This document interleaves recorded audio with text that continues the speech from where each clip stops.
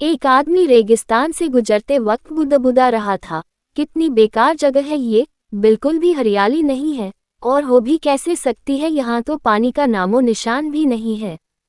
तपती रेत में वो जैसे जैसे आगे बढ़ रहा था उसका गुस्सा भी बढ़ता जा रहा था।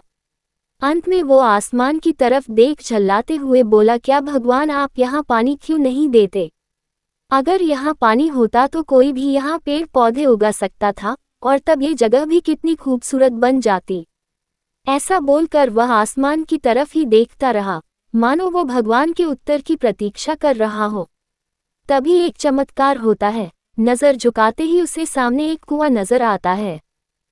वह उस इलाके में बरसों से आ जा रहा था, पर आज तक उसे वहां कोई कुआं नहीं दिखा था। वह आश्चर्य में पड़ गया और दौड़कर कुएं के पास गया। कुआं लबालब पानी से भरा था। उसने एक बार फिर आसमान की तरफ देखा और पानी के लिए धन्यवाद करने की बजाय बोला, पानी तो ठीक है, लेकिन इसे निकालने के लिए कोई उपाय भी तो होना चाहिए। उसका ऐसा कहना था कि उसे कुएं के बगल में पड़ी रस्सी और बाल्टी दिख गई। एक बार फिर उसे अपनी आंखों पर यकीन नहीं हुआ। वह कुछ घबराहट के साथ आसमान की ओर देखकर बोला, लेकिन मैं ये पानी धोऊंगा कैसे? तभी उसे महसूस होता है कि कोई उसे पीछे से छू रहा है। पलटकर देखा तो एक ऊंट उसके पीछे खड़ा था। अब वह आदमी एकदम घबरा जाता है। उसे लगता है कि कहीं वो रेगिस्तान में हरियाली लाने के काम में ना फंस जाए, और इस बार वो आसमान की तरफ देखे बिना तेज कदमों से आगे बढ़ने लगता है। अभी उसने 2-4 कदम ही बढ़ाया था कि उड़ता हुआ पेपर का एक टुकड़ा उससे आकर चिपक जाता है। उस टुकड़े पर लिखा होता है, मैंने तुम्हें पानी दिया, बाल्टी और रस्सी दी, पानी धोने का साधन भी दिया। अब तुम्हारे पास वो हर एक चीज है जो तुम्हें रेगिस्तान को हरा भरा बनाने के लिए चाहिए। अब सब कुछ तुम्हारे हाथ में है। आदमी एक क्षण के लिए ठहरा, पर अगले ही पल वह आगे बढ़ गया और रेगिस्तान कभी भी हरा भरा नहीं बन पाया।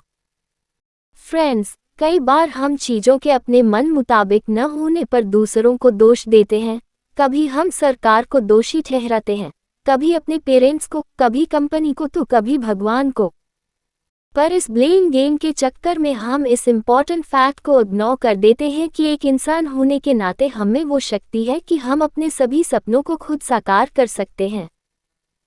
शुरुआत में भले लगे कि ऐसा कैसे संभव है, पर जिस तरह इस कहानी में उस इंसान को रेगिस्तान हरा भरा बनाने के सारे साधन मिल जाते हैं, उसी तरह हमें भी एफर्ट करने पर अपना गोल अचीव करने के लिए ज़रूरी सारे रिसोर्सेज मिल सकते हैं।